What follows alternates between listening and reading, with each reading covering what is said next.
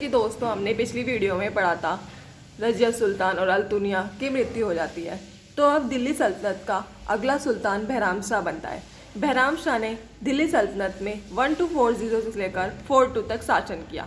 बहराम शाह के शासनकाल में ही मुगलों का सेकेंड अटैक हुआ, बट ये दिल्ली सल्तनत पर उनका फर्स्ट अटैक था।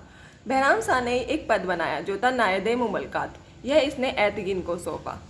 बहराम शाह के बाद दिल्ली सल्तनत का अगला सुल्तान नसीरुद्दीन महमूद बना।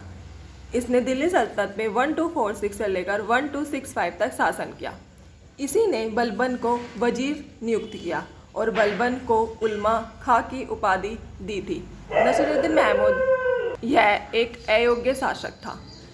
इसका साम्राज्य बलबन ही संभाला करता था। इसके बाद दिल्ली सल्तनत का अगला सुल्तान गयासुद्दीन बलबन बना, जिसने दिल्ली सल्तनत में 1265 से लेकर 1287 तक शासन किया। इसने सुल्तान बनने के बाद बलबन ने दल चालीसा का अंत किया। इसने खुद को एक उपाधि दी जो थी जिल-ए-इलाही। इसका मतलब था शैडो ऑफ गॉड। दोस्तों, गयासुद्दीन बलबन ने ही दिल्ली में लौह एवं रक्त की नीति चलवाई थी। और हम नोट कर लिखेंगे, जर्मनी में लौह और रक्त की नीति बिस्मार्क ने चलाई थी। और गयासुद्दीन बलबन ने ही सिजदा और पाइबोस प्रथा चलाई थी और इसे औरंगजेब ने ख़त्म किया था। सिजदा मतलब कि जो भी व्यक्ति सबसे पहले उसके सामने आएगा वो अपना सिर झुकाएगा, और पाइबोस मतलब लेटकर उसके पैर चूमेगा। बलबन ने ही नवरोज त्योहार को मनाने की शुरुआत की थी। यह फारसी ईरान नववर्ष था। इसी को नवरोज कहते हैं। 1287 में ही मंगोलों का तीसरा आक्रमण हुआ, बट यह दिल्ली सल्तनत पर उनका सेकंड आक्रमण था। इसी आक्रमण में बलबन का बेटा शहजादा मोहम्मद मारा गया। शहजादा मोहम्मद गयासुद्दीन बलबन का बेटा था।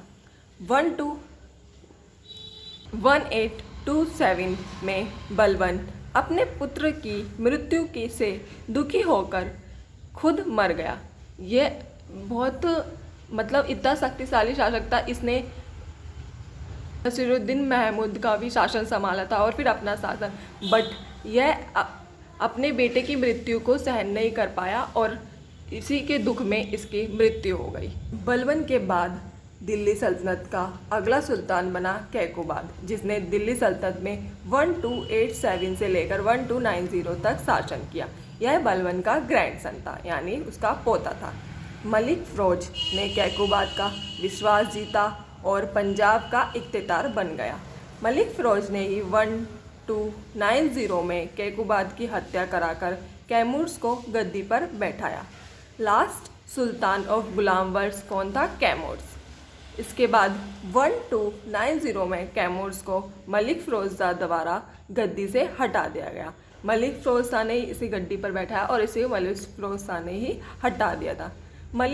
फिर इसके बाद दोस्तों गुलाम वंश यहाँ पर समाप्त हो जाता है और फिर मलिक फ़िरोज़ शाह ने एक नए वंश यानी खिलजी वंश की स्थापना की। दोस्तों, हम खिलजी वंश के बारे में नेक्स्ट वीडियो में पढ़ेंगे। तो आपको यहाँ तक कैसा लगा तो लाइक करके ज़रूर बताएं।